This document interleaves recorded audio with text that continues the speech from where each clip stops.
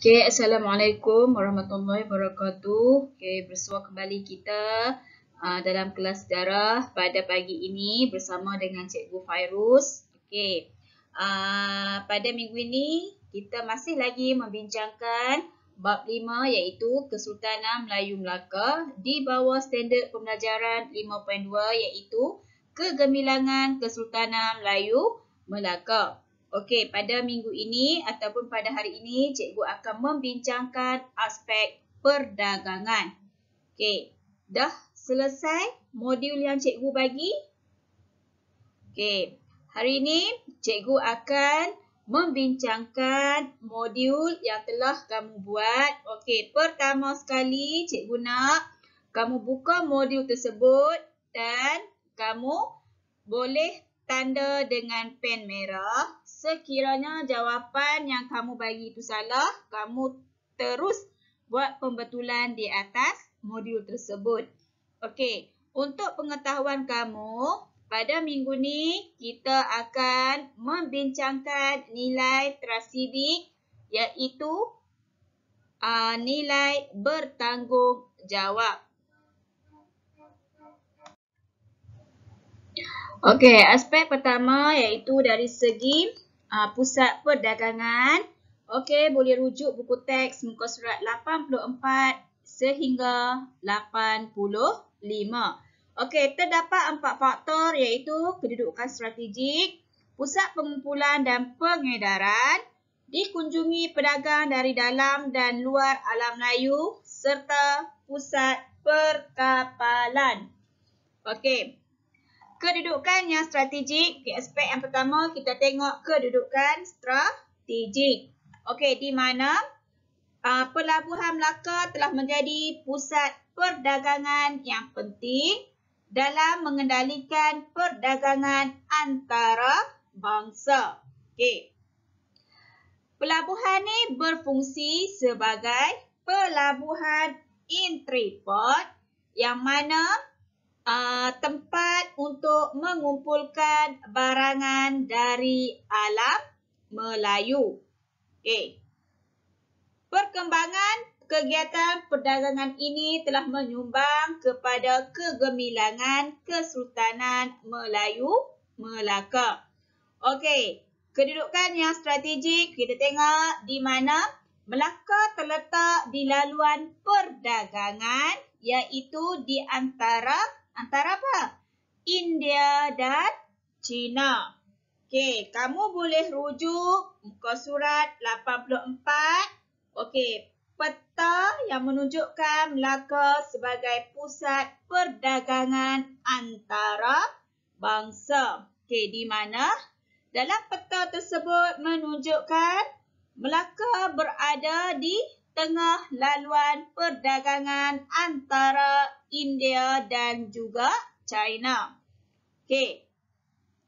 Kedudukan strategik di Selat Melaka telah menyebabkan Melaka dikunjungi oleh pedagang daripada mana? Okey, dari dalam dan juga luar alam Melayu. Okey.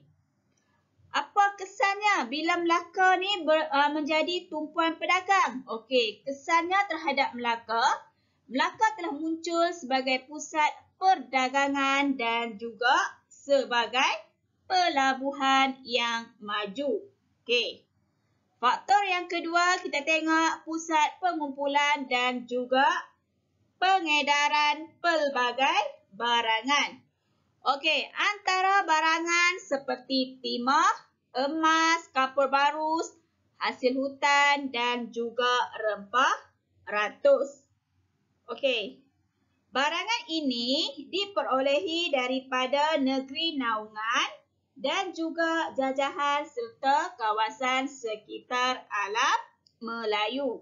Okey, manakala barangan luar seperti tembikar, benang emas, kain pelekat, batu delima, wangian dan juga bahan makanan. Okey. Kepelbagaian barang dagangan ini telah menyebabkan Melaka sebagai emporium yang maju. Okey, apa itu emporium? Emporium bermaksud pusat perniagaan besar yang menjual pelbagai jenis barangan tempatan dan juga luar negara. Okey. Seterusnya, dikunjungi pedagang dari dalam dan juga luar alam Melayu. Okey. Pedagang luar yang paling ramai mengunjungi Pelabuhan Melaka ialah pedagang dari Arab, China dan Gujarat. Okey. Pedagang alam Melayu dari Pasai dan Jawa merupakan pedagang yang paling ramai. Okey. Pelabuhan Melaka juga dikunjungi pedagang daripada Brunei, Parsi, Turki, Mesir, Luzon, Ceylon, Burma, Kemboja dan juga Annam. Okey. Seterusnya kita tengok pusat perkapalan. Okey. Pelabuhan Melaka dikunjungi oleh pelbagai jenis kapal, sama ada kapal kecil dan juga kapal besar. Okey, kapal kecil seperti perahu, sampan, gurap, penjajab, sagur, payur dan juga balang. Okey, manakala kapal besar terdiri daripada jong dan juga bahtera. Okey, tahukah anda kapal jong milik orang Melayu telah dibina di Pegu dan juga Jawa. Kapal ini boleh memuatkan 40 sehingga 100 orang. Saiznya lebih kecil jika dibandingkan dengan kapal jong, Pegu dan juga Jawa. Okey, ni adalah replika jong. Ni jong ni. Ni adalah jong. Okey. Di bawah ni adalah gurap, iaitu contoh antara contoh kapal-kapal kecil, kakap dan juga sampan. Okey, seterusnya kita tengok dari segi pengurusan perdagangan. Okey, boleh rujuk buku teks muka surat 86 dan juga muka surat 87. Okey, Kesultanan Melayu Melaka telah mencapai kegemilangan disebabkan oleh peranannya sebagai pusat perdagangan dan juga sebagai pelabuhan intriport yang unggul di alam Melayu. Okey, kegiatan perdagangan dapat dijalankan dengan lancar dan juga teratur hasil daripada perdagangan yang cekap dilakukan oleh Syah Bandar. Okey, cukai perdagangan yang dikenakan adalah rendah. Okey, penggunaan sistem tukar barang dan juga mata wang serta peranan orang laut dan juga kemudahan yang terdapat di Pelabuhan Melaka. Okey, Syah Bandar. Okey, sini kita akan lihat apakah tanggungjawab ataupun peranan Syah Bandar. Okey, Syah Bandar tugas dia adalah untuk menguruskan pelabuhan dengan teratur dan juga cekap. Okey, biasanya Syah Bandar ni dilantik daripada pegawai yang mahir dan juga mempunyai pengalaman. Okey. Urusan perdagangan dikendalikan oleh Syah Bandar di mana mereka memainkan peranan penting dalam menjadikan Melaka sebagai pelabuhan intriport. Okey, di sini kita boleh lihat nilai civic yang ada dalam diri Syah Bandar, iaitu nilai bertanggungjawab. Okey, kenapa cikgu kata Syah Bandar ni seorang yang bertanggungjawab? Okey, Syah Bandar ni mereka seorang yang bertanggungjawab kerana mereka telah berjaya menjadikan pelabuhan intriport yang unggul di alam Melayu. Jika Syahbandar ni seorang yang tidak bertanggungjawab, mereka tidak dapat menjadikan pelabuhan Melaka sebagai pelabuhan import yang unggul. Tugas-tugas Syahbandar ialah mengurus pasar dan gudang, menjaga kebajikan serta keselamatan pedagang. Mereka juga ditugaskan untuk memeriksa alat timbang dan juga sukat. Selain daripada itu, Syahbandar juga dilantik menjadi hakim di pelabuhan.